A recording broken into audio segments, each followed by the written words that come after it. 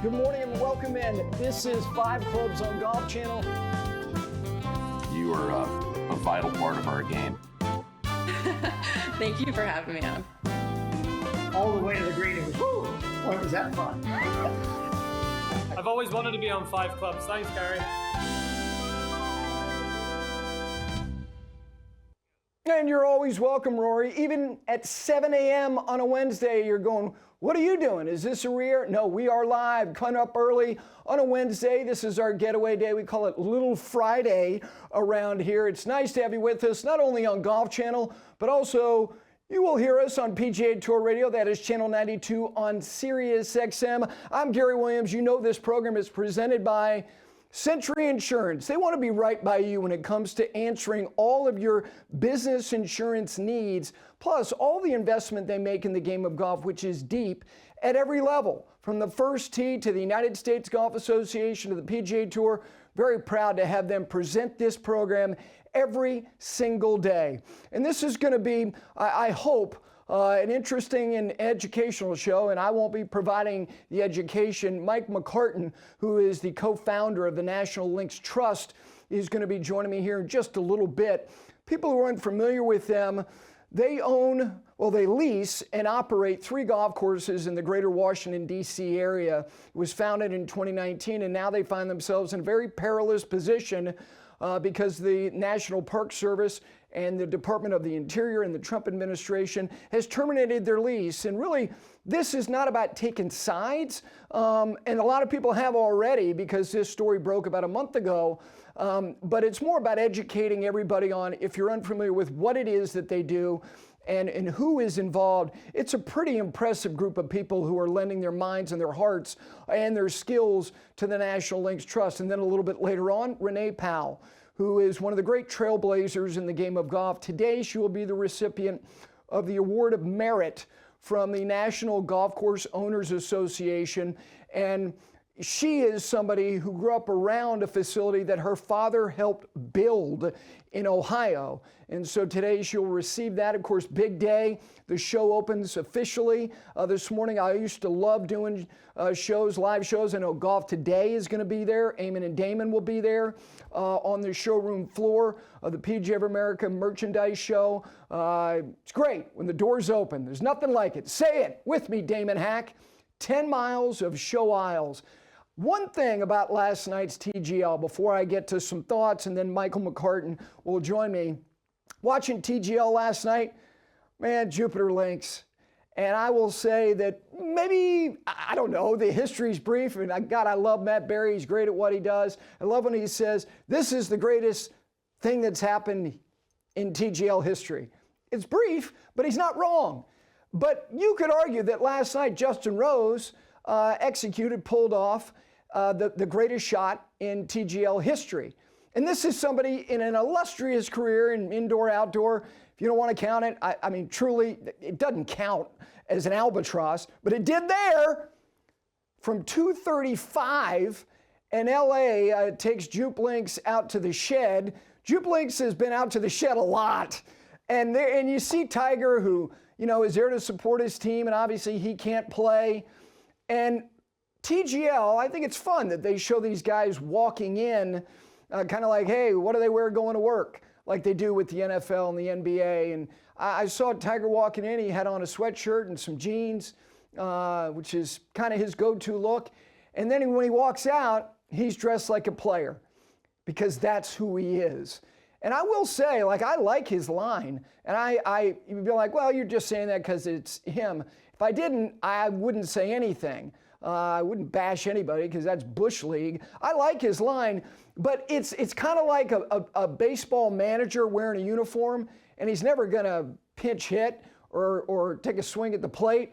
I love the fact that he doesn't go out there in civilian clothes, so to speak, that he goes out there dressed as a player. But right now, Tiger is kind of like the John McKay of TGL.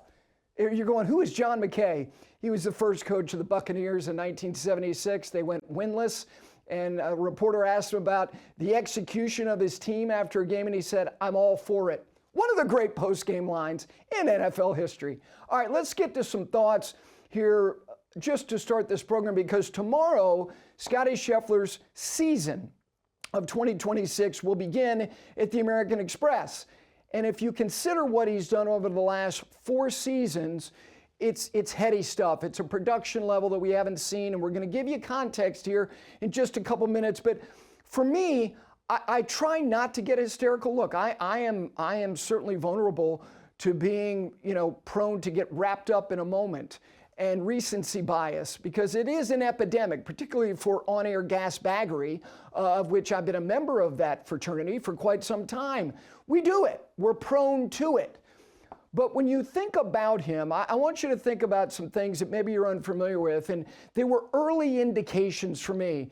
There is an event that is held in the state of Texas. It's called the Spirit Cup. And the Spirit Cup is just that. It's about the spirit of the game, but it also brings together a lot of the best young players, juniors, ascending to the college level. Scottie Scheffler played in that event, and a friend of mine and former Morning Drive colleague of mine, Paige McKenzie, captained the team that he was on. And I'll never forget her coming back, and I asked her about the experience, and she loved it. And his name came up. He's a teenager, and she said, wow, he's different. Different in he's got a lot of things figured out, that the frivolity of whether it be social media or the idea of gaining attention or getting attention has little to no interest to him. And you can take the little and just send it right out the door. It's no interest. And then I remember being around him just a modest amount at the Junior Invitational at Sage Valley, the Masters of Junior Golf. And I thought, again, this kid has a plan. He has a plan every day, and he goes about it. It's not like he was so earnest. It's not like he didn't have fun. He did. But he really focused on what he was doing. And then when he went off to the University of Texas, he was not a prolific winner, even though he won 5 million junior golf tournaments. And I think part of that is rooted in, and this is based on conversations with people who are around him, including his head coach at the University of Texas, John Fields. He wanted to be a student. He wanted that part of his life to be complete and whole, representative of what college was supposed to be. And it didn't mean him doing keg stand hits. It meant him, being focused on golf, but also being a student, having a relationship with the young lady who is now his wife. And he did that. And he was a very good college player. And then he turned professional, and it's off to the Korn Ferry Tour, and he was the best player, and then was fully exempt on the PGA Tour, and then he's on that first Ryder Cup team. Hadn't won yet on the PGA Tour, and then he beat John Rahm in Sunday singles at Whistling Straits. And when people were going, he hadn't even won yet, why is he on this team? And then it began. And I think what we're looking at here, and look, I love all sports and have been lucky enough to cover them all, and I've always believed that there are certain traits that the best of their generation, which many of them become the best of all time, have certain things in common. And there is a term that a lot of people use, and it gets applied naturally, because they're in the biggest moments because they take their teams, most of these being team athletes, Scottie obviously not one of them, to places where the stakes are the highest. And there's a term that's called rising to the occasion. And I get it, and yes, they do. But the truth is, what they're all doing is falling to the level of their preparation. Because whether it be Federer, whether it be Kobe, Michael, whether it be LeBron, whether it be some of these other athletes, Djokovic being another one, Mahomes, Brady, it's the preparation. Because usually the very best have certain things in common, and it's something that Tiger was in full possession of. It's that I am the most skilled, I'm the most talented, but I'm also the hardest worker. And some people may not think that Scottie Scheffler is the most talented. Look, the stats would suggest otherwise. Yes, he is, because when you lead scoring average, and if you look at all the things that he does, his skill, which is the most important thing, which skill, the refined skill, leads to the ability to do the most important thing, which is put numbers in boxes. And I think at this time when sports is, look, these athletes are celebrities, they're cultural figures, including golfers, and Tiger was the first Arnold Palmer really was the first, but in the proliferation of the electronic age in terms of like commercialization and being seen truly everywhere, he was all of that. But Scottie Scheffler does something that a lot of other athletes struggle with, and that is not even take a wandering eye toward the frivolous stuff. And it doesn't mean that you can't indulge in all of those things. There is no athlete, I currently believe, playing any sport anywhere in the world who is more focused on what the objective is than Scottie Scheffler. And if you try to get him to genuflect on what he's already done, good luck. And if you try to get him to project to what he might still achieve, good luck. He's not going to do that. There is no athlete that has a better ability to be where his feet are than he is. And that's why I think what he said at the Open Championship was misunderstood, because he said, look, these achievements are fleeting. Because as he said right then, I'll go on to the next. Because for him, when he gets to wherever it is that he's going, he's right where he is, not where his production or performance might take him at the end of the week. He gets to those trophy ceremonies when he gets to them. And that moment is not as fulfilling as hitting the quality shots that got him to the trophy ceremony. To be where your feet are, where there's more noise and distraction all around you that never dissipates, is an extraordinary thing. That's why I think he's going to places that we haven't seen, curbing Jack and Tiger's 18 and 15 to where, okay, 7, 8, 9. And I've said this one other time in the last couple of months. The last player to get to 7 and have the odometer stop was Arnold Palmer. That was 1964. The last to get to 8 was 1983, and that was Tom Watson. The last to get to 9 was Gary Player, and that was 1978. So when we get hysterical and somebody gets to 2 or gets to 3 and you're going, oh, 8, 9, 10, really? But I think with him, that's where we're going. That's why he doesn't need to get caught up in all the other stuff, because performance and separation is compelling. And people now say, what did he shoot today? And you know who the he is. It's him. And so that's why the invocation of Tiger has become more of a drumbeat. So I want you to take a look. And again, I want to give context, but also pointing out certain things. This is what Scottie Scheffler is in. He will turn 30 in June, which, by the way, coincides with him trying to complete the career Grand Slam at the U.S. Open. At the same ages, these were their production levels. The ages 26 to 29. Scottie Scheffler with 11 more starts overall in that period. Won 2 more times than Tiger did in that age of 26 to 29. But look at the balance of it. Seconds, top 5s, top 10s, missed cuts. Tiger, by the way, that was at the end of the 144, all the cuts made streak that came to an end in Texas. And for Scottie Scheffler, those 4 were at the beginning, and now he hadn't missed a cut in 3+ seasons. But let me note very loudly, before 2002, which was the Tiger, 2002 to 2005, his ages of 26 to 29, he'd already won 29 times. Scheffler hadn't won yet. That's why Tiger is the 100-year flood. We weren't equipped to hold on to whatever we could as what he was doing was cascading before us. Okay, that wave is cresting. Oh my gosh, it's going to sweep me away. That's what Tiger was. He swept us all away. He already had 29 when he got to the age of 26. But in this window, Scottie is currently in, at the same time in Tiger's biological life, the production is awash. That's insane. That's where we are. And it's early on a Wednesday, but we're thrilled to be here, not only on Golf Channel, but PGA Tour Radio, Channel 92 on Sirius XM. When we continue, Michael McCartin, who's the co-founder of National Links Trust. They have great ambition, but they have great intention.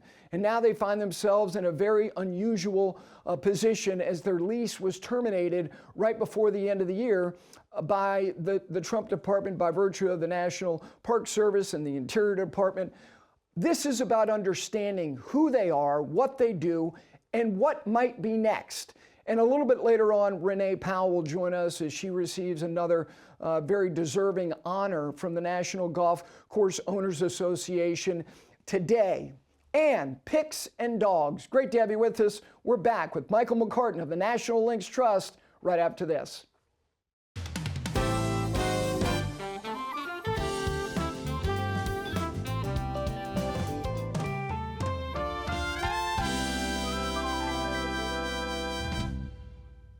Welcome back in this Wednesday morning. We started early, but you know what? Morning programming right after us.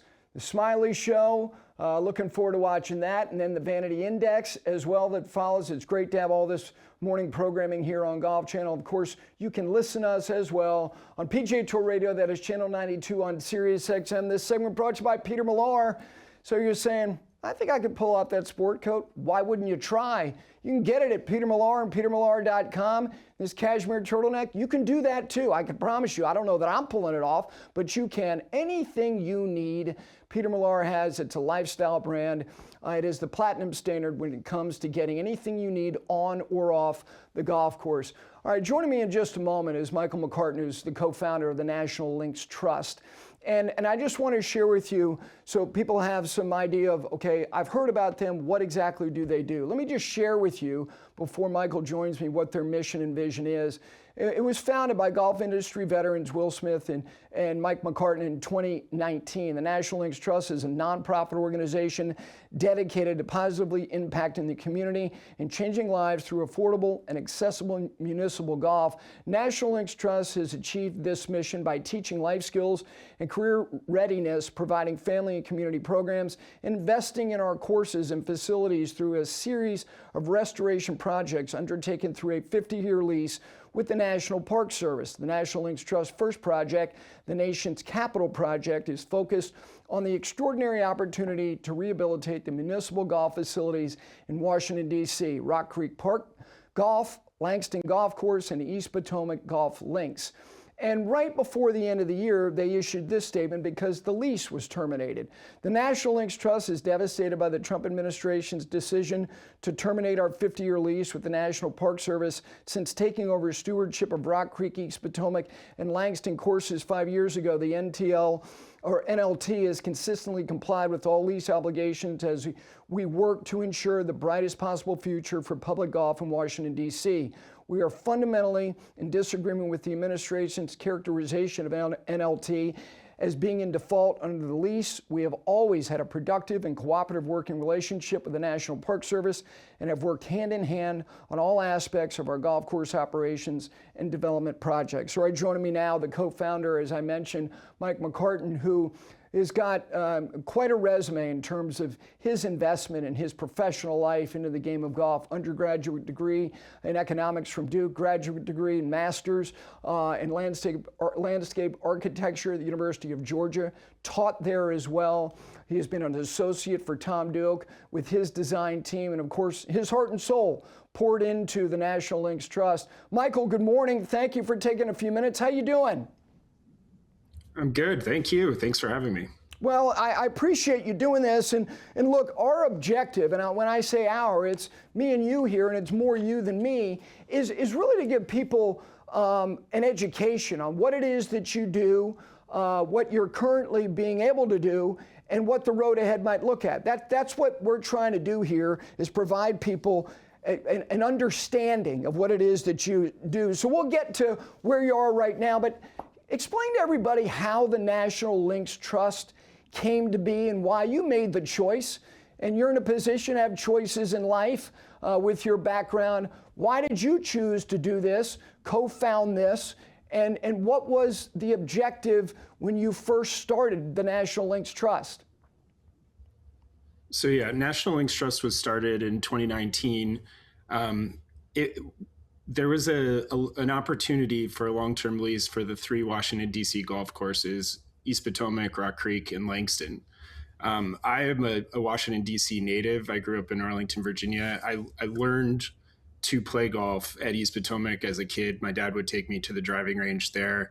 And East Potomac is a really great place in that it has a driving range, a par 3 course, an executive course, and a full course. And so my my early experience in golf is taking that journey from the range to the golf course at East Potomac, and it's such a welcoming and inclusive place that really quickly after starting golf, I really grew attached to the game and to the place itself. And then after that, I ended up studying abroad in St. Andrews, Scotland, and working for Tom Doak. And I even wrote my graduate thesis about affordable golf and municipal golf. And I used East Potomac as a case study for that thesis. So I've got this through line of a life in golf. After grad school, I worked for Tom Doak, as you said. And when you're building golf courses for Tom, you're in some incredible places, but most of the time, even at places like Bandon or Streamsong where I worked, you're in places that are pretty much inaccessible to your friends. I mean, they're far away, or they're expensive, or they're private. So when the long-term lease opportunity came up in DC, it was an opportunity to do something that kind of leveraged everything about my life in golf, from where I started to the expertise in designing and building golf courses to my thesis. And it just was this incredible opportunity to give back to my community. And so with my co-founder, Will Smith, we started National Links Trust. And the idea was we wanted to be able to make investments in these courses in a way that didn't pass on the cost to the end user, so that we could make the courses just as incredible as any Tom Doak, Gil Hance, or Bo Welling course, but not have it come with the price tag that those places normally come with. And so that's the goal, is to preserve and protect affordable golf, and then to positively impact community through these places.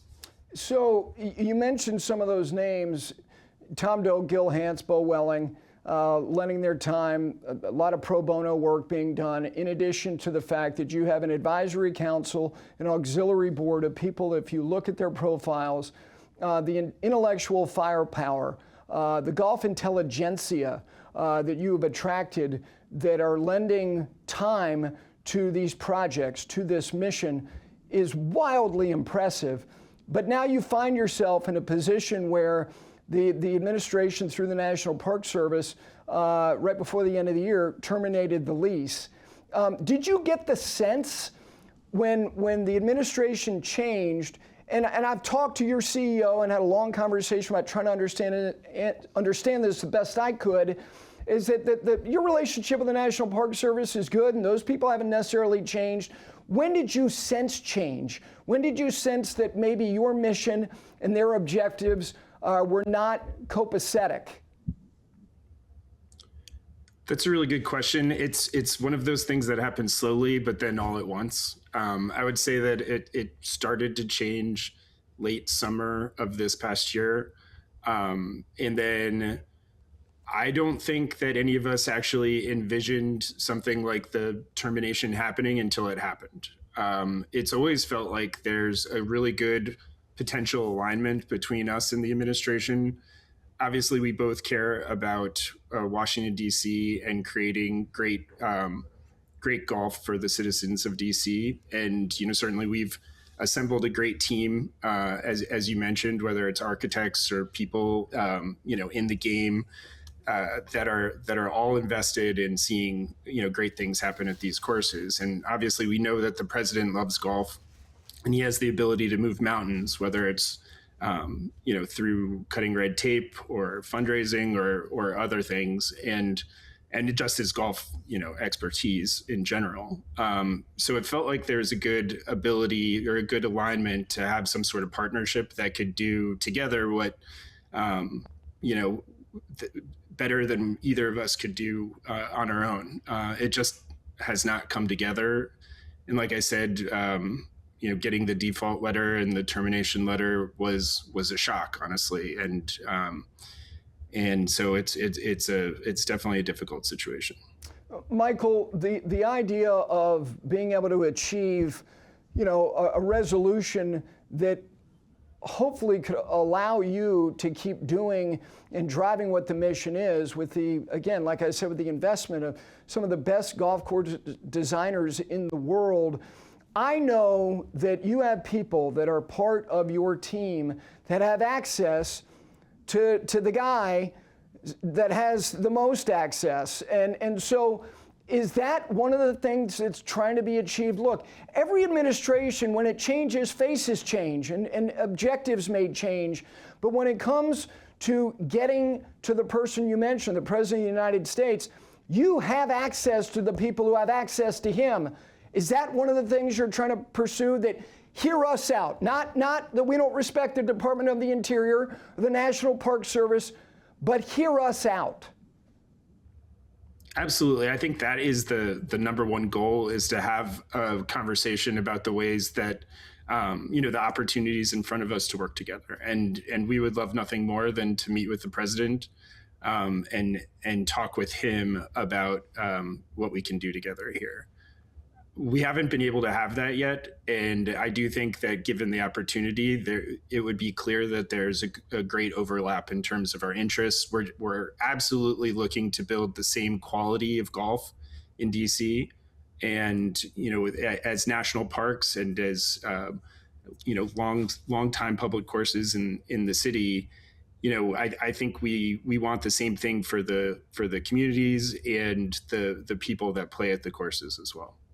Michael, what's the, right now, obviously it's the dead of winter, the mid-Atlantic may get blasted with a snowstorm. I know you're not worried about trying to get 200 golfers around the golf course this weekend, but how are things operating? Are you operating this time of the year, and even, after you got the notification, you still had days where people could play golf and they were going out and playing. Are you operating as normal right now?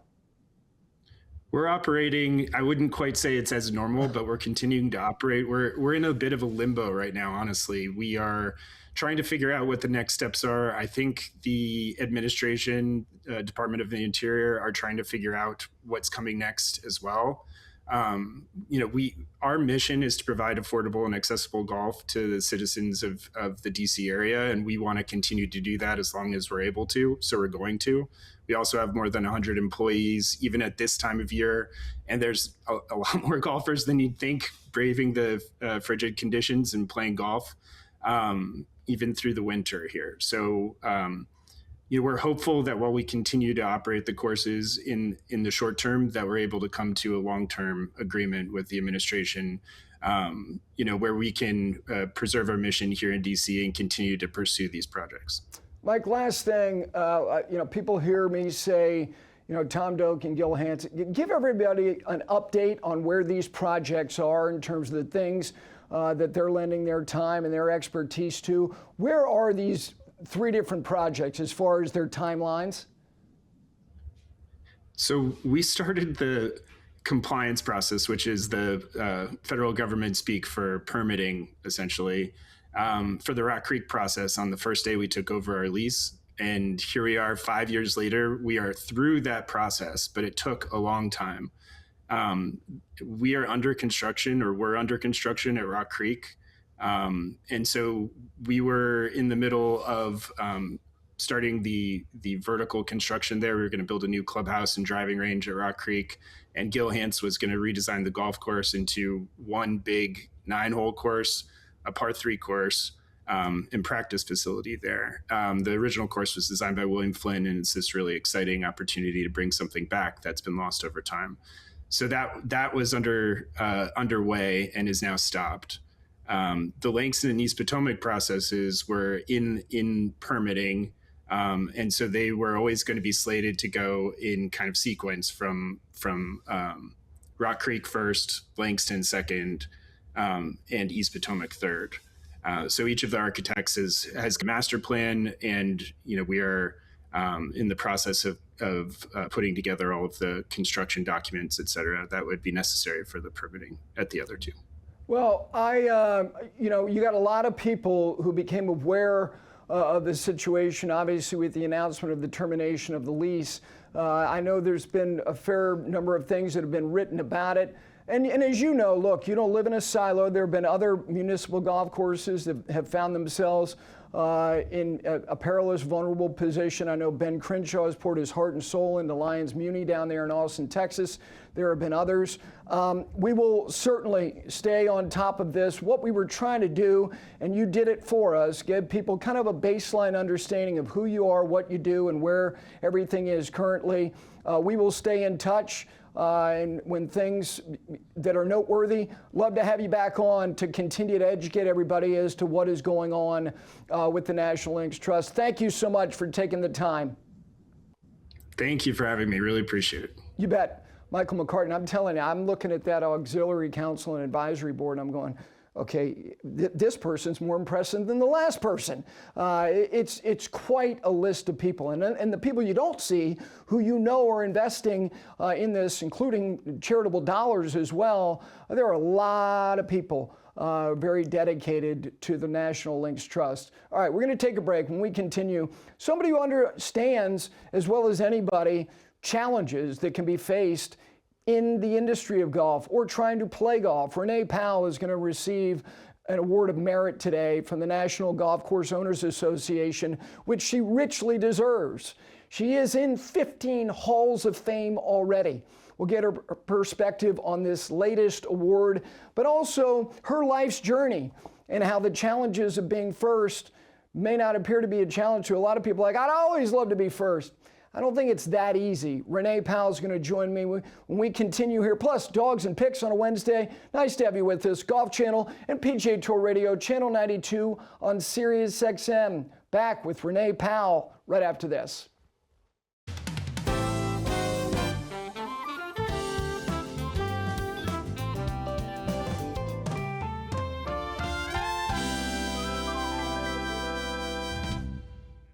Back in this Wednesday edition of 5 Clubs here on Golf Channel, PGA Tour Radio, Channel 92 on Sirius XM. This segment is brought to you by Century Insurance. They are our presenting sponsor, but they also made a choice, and a very significant one, to invest in golf at every level, with the First Tee, with the United States Golf Association, with the PGA Tour, and we're very proud to be aligned with a company that's business is business insurance.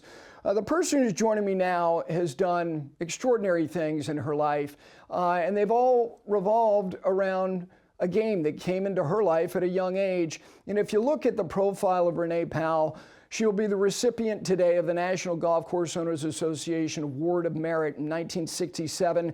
She became only the second African-American woman to compete on the LPGA Tour. She is a member of 15 different Hall of Fame classes, including the PGA of America Hall of Fame. She's currently the LPGA and PGA head golf professional at the historic Clearview Golf Club in East Canton, Ohio. I don't know how many tee times at East Canton they have today. Probably not many, as the entire country is getting blanketed with an Arctic blast. But most importantly, throughout her career, Renee Powell has remained deeply committed to diversifying the sport and making it welcoming to all. And it's a pleasure and an honor to welcome her into this program. She's down in Orlando, Florida for the PGA of America Merchandise Show. They'll have a lunch, and then she'll receive her Award of Merit for a lifetime of commitment to the game of golf. Renee, good morning. How are you? Good morning. I'm fine. I'm a little warmer down here in Orlando than in Ohio. Yes, it is. I can tell you, in Charlotte, North Carolina, we're acting like an Arctic blast is coming rolling in here. It's kind of hysteria. Before we get to this award, which is kind of the impetus for having you on, but I could have you on any day, at any time, to talk about anything that you've either done or you're thinking about or you think can still be done to make golf more accessible, more affordable. But I want to go back with you to the beginning. Your father was a central figure when it came to the building of East Canton, of Clearview in East Canton, Ohio. And I'm always curious, when young people are around what their parents do, I think two things happen. They either go, I want to do what he or she does, mom or dad, or I'm never going to do what they do. Are you kidding? Did you have any trepidation, like when you were around this and then you start to see what a golf environment is like? Was it love immediately? Was it curiosity? Talk me through the early period of your life and the exposure of the game in large measure because of your father. Well, Gary, I think that I probably learned to walk, talk, and play golf at the same time. Right. I still have my golf club from when I was 3 years old, and it's a little small for me now, but I still have it. So I've always been around it, and we live right there at the golf course. So it was something that was just, second nature to me, and it was just a part of my life. So it was nothing that I ever thought about. Well, I'm not going to do this, because it was something that I'd always done. I said this at the beginning of the program when I was explaining that you were going to be joining the show, and how, trailblazer is code for she went first or he went first. And we always say, well, somebody had to go first. It's true. I think it's very important who that person is who goes first, because it can set a tone for progress, or maybe things stall out. I'm more interested to know that the idea and the reality of being first to do a lot of things, did it ever feel like a burden? Well, I sort of watched what my parents did, and so I don't know. I didn't look at it. I didn't look at it as a burden, but it was just what you do naturally. And for me, seeing what my dad and my mom, my whole family had done, and my brothers, I guess I just didn't think about it. I went through a lot of different things that were negative things that happened because of being on the first at this or the first at that. Althea Gibson was actually out there on the tour before I was, but there were a lot of junior tournaments that I played in, and there were some that they had never had a Black person play in a tournament, and a couple of tournaments didn't want to let me play, and my parents had to sort of fight to get me into them. And there were other women's amateur tournaments that had said no, and there was one tournament, a pretty well-known amateur tournament, that I didn't play in. I didn't get an invitation to it until I became professional, and they knew I couldn't play in it. But I think I learned a lot from my parents, and saw what they had gone through, how they continue to do things. And so I never looked at something as a burden, but I looked at it as something that, you needed to keep putting one foot in front of the other. And I saw my parents were opening doors, breaking down barriers. And it's not that I thought about breaking down barriers, but it was just something that naturally happened. Renee, what do you think are the components that inspire people? The components that inspire people to do something and go forward, to do something else. Whatever it might be, what do you think? What are the dynamics, or what are the ingredients that you think inspire people, whatever their age is, 14, 44, 67? What do you think are the primary reasons people are inspired?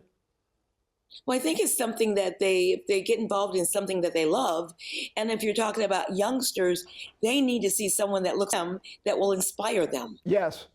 Yeah, I think that to me is where it starts, because I think we all at young ages, I think there's a great joy in being young, because you're not thinking about things that you don't need to think about until you're much older. But it also lends itself, when you haven't experienced things, to some fear and some doubt and some anxiety. And when you see somebody else do it, it gives you a greater sense of belief, and I think that inspires. But here's the other thing that I think is very inspiring: access to people, access to places. Do you think that the game of golf has done a good job, a great job, an admirable job of providing more access to places that 25, 35, 50 years ago, we would have never thought, oh, they're not going to play a junior tournament here, or she's not going to play there? Do you think access is inspirational? And do you think that we're getting more access for young people in the places they need to get it? Well, we're definitely getting more access. I started off when I can remember playing UGA tournaments, because they created, it was, tournaments that because was not access for Black people to play. And there normally in most cities, like in DC, there was Langston and there was East Potomac. And so back in 1959, I played the United Golfers Association tournament, which was created so that Black people had a place to play and tournaments. But they were open to everybody. So there were all colors of people that played, but it was created so that people of color had a place to play. But of course, there has been, doors have been opening over the years. I mean, so we go back to 1959 was a long time ago. Mm-hmm. But of course, there has been more access, of course, to tournaments, to golf courses, and a lot of the programs that were created, like the LPGA USJ Girls Golf Program, like the PGA has created, PGA Junior League, and those events allow everybody to play, mm-hmm. and so therefore you have access to different places to play. I mean, there still is work to be done, but of course, from when I look at when I first started playing tournaments, the year before 59, so much has opened up. Yeah, you're right. And I would add, Steph Curry started the Underrated Golf Tour, and that is a great platform for kids. They don't incur costs. That burden is relieved from their parents to travel the country and to get off-course support as well, as far as them evolving and growing as young people. Last thing for you as it relates to this award is somebody who is at a facility every day, the significance and how, I don't want to use the word satisfying, but just how pleased you are with this recognition. You've gotten a lot, all deserved, from the Golf Course Owners Association to give you their Award of Merit. Well, I think that, and you're right, I have gotten a lot of awards, but I think that every single one is very important and every single one is very different. So as a person who sometimes in the summertime spends 16 hours a day at a golf course, yes. to be honored and to receive the Award of Merit, it's very, very, it's not that it's rewarding, but it's very special. So I feel very honored to be receiving this very special award, simply because it's with my peers, people that yes. People that understand the golf course demands and the work at golf courses. No question about it. Congratulations, so well deserved. Thank you for taking the time. I look forward to having chats down the road with you as well, because you said there's more work to do. I want to talk about that work, so we'll arrange to have you rejoin us. But have a wonderful day, and I know how humbled and honored you are to receive this award. And thanks so much for joining us. Well, thanks. It's been great being with you. Thanks a lot, Gary. You bet. Renee Powell. She also, by the way, has her name on a building at St. Andrews as well, and an honorary doctorate as well from the university. She's done extraordinary stuff. Those were winning words presented by Century Insurance. We come back here on the program. The end of the week for us, we got dogs, we got picks. Nice to have you with us here. Golf Channel and PGA Tour Radio. That's Channel 92 on Sirius XM. Back with you right after this.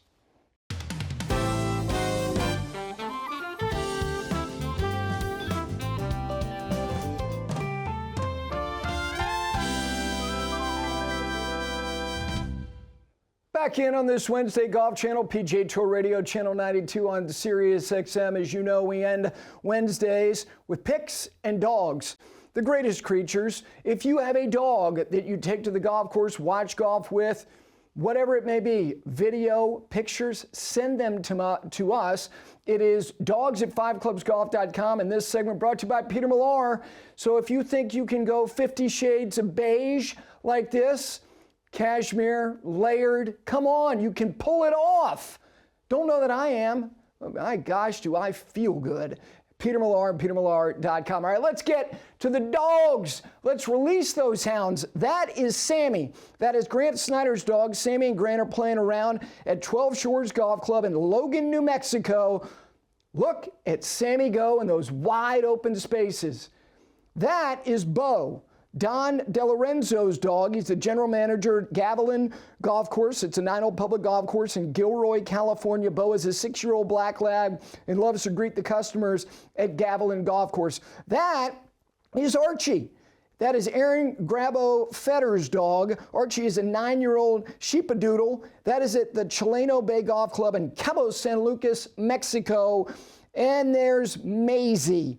The owner is Sam Schamberger. Sam's family recently purchased the Jack Golf Course, formerly known as the Jack-O-Lantern, in Woodstock, New Hampshire. Spends every day out on the golf course with Sam, is training to be a superintendent at the family-owned and operated golf course there in New Hampshire. Thank you for sending in your dogs. And again, send them in. Dogs at 5clubsgolf.com. They will be featured. We do it every single week. All right, it's time to get to our picks. 2 events again this week, but let's update the results. Everyone says, it's a marathon, not a sprint. Yeah, somebody sprinted out of the gate. Look at that. Brendan DeYoung picking up right where he left off. And our expert, hey, Keith. What's up, Keith? All right, let's go to Dubai, the Hero Dubai Desert Classic. I go Rory. We got a Ryan Fox, Angel Arroyo, Rory for Taylor Zarzer, Tyrrell Hatton, another Rory, and then Keith Stewart going David Puig. And now we turn our attention to the American Express very quickly. I go Jacob Bridgman, a couple of Ben Griffins for Keith Stewart and Gil Hance, Emma and Jay Billis with Ludwig, and Taylor and Brendan DeYoung with Sam Burns. So there it is. That's our Wednesday here. Back on Monday, apparently it's going to be like Ice Station Zebra around here on Saturday. The Smiley Show coming up next right here on Golf Channel. We'll see you Monday, folks.